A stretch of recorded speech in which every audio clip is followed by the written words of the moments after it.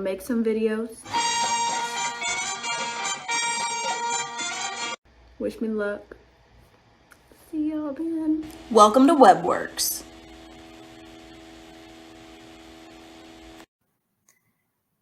Today I'm going to explain how to use the Student SMART Goal form that I've created in Google Forms.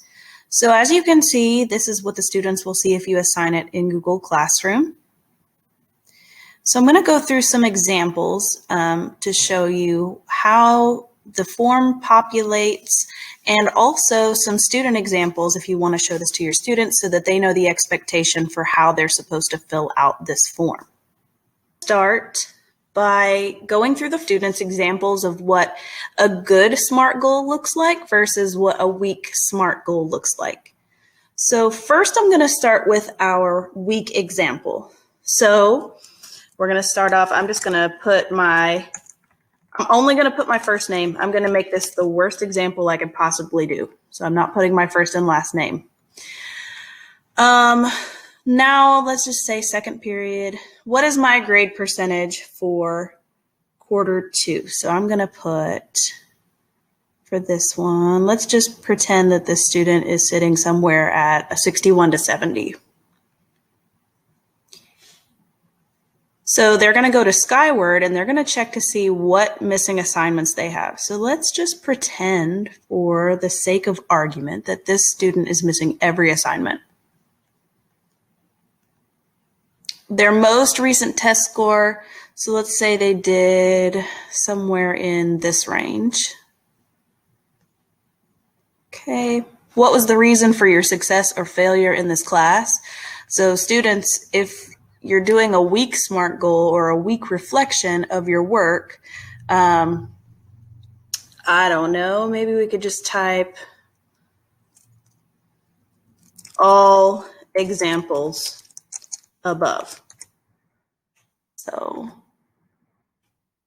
that includes low test scores, missing assignments, absent a lot, not participating.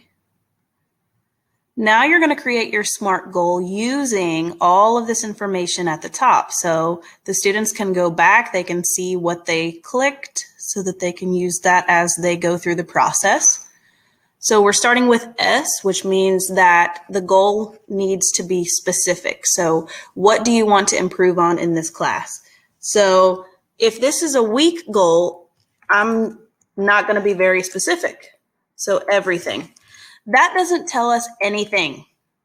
So if a student types everything, then they have a very weak goal because it's not specific. Now, then we have to think, how can we measure to see if we actually achieve this goal or not? Well, you can't measure literally everything. So when will you know that you have improved? So I'm just going to put grade is better. Now, it does tell us something, but better isn't specific, right? Better isn't a percentage. Better isn't a number. And it could be that you want your assignment grades to be better, or you want your test grades to be at a 90 or above. So you want it to be as measurable as possible, to put a number to it. The A, so attainable, is your goal something that you can actually accomplish, or do you need some help? So here, students, you have the ability to pick from one of the options, or, for example, maybe this student wants to attend tutorials because they need some help. They're just confused. Are realistic. Can you realistically improve this by the end of Q2? Well, this student clicks yes, but I'm a little skeptical because they want to fix everything and they've only got a couple weeks to do it. So students, make sure again that when you're writing these goals up here at the top, that you are focusing on something very specific, not everything, because either way, any improvement is going to make your grade better. Lastly, we have the T. So what date will you have this goal completed by? Because this is the worst example I can give of a SMART goal, I'm going to put it on the day that their late assignments are due. So that means that that student is giving themselves right up to the edge of the deadline, which should not be the case. So this is the weakest goal I could write. Now, I'm going to give you another example of a strong SMART goal. So I'm going to submit another response. As you're completing these, students, you can go back and submit another response. It'll just put another row in your teacher's Excel sheet or their Google Form sheet that it pre-populates. So now this is going to be my strong SMART goal. So I'm going to put my whole name,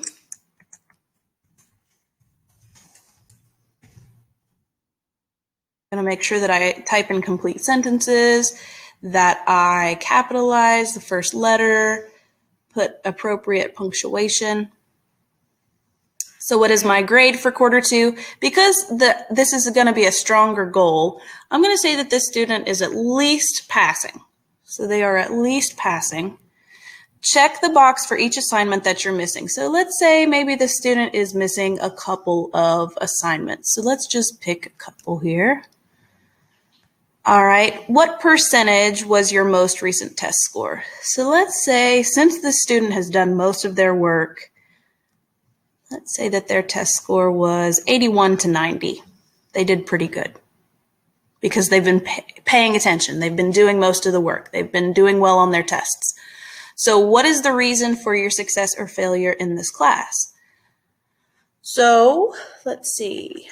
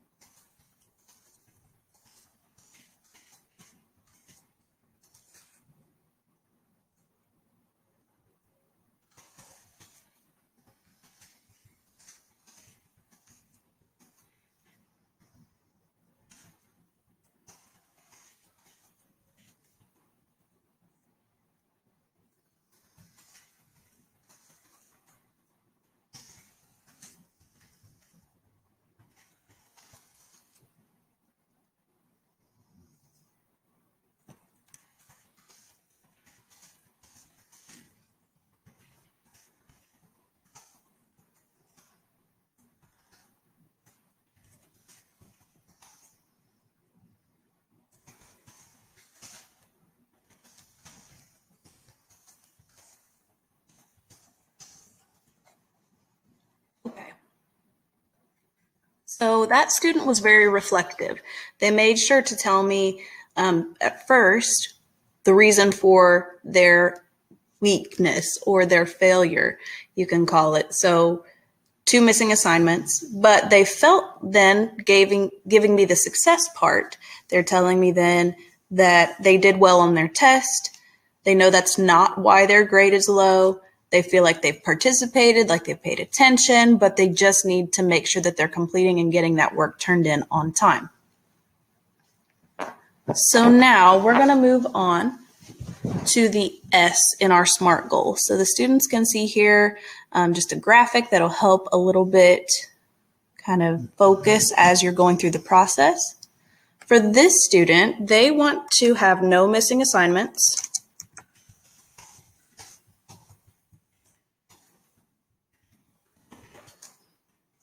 So 0 missing assignments, that is specific, and a grade percentage over 90%.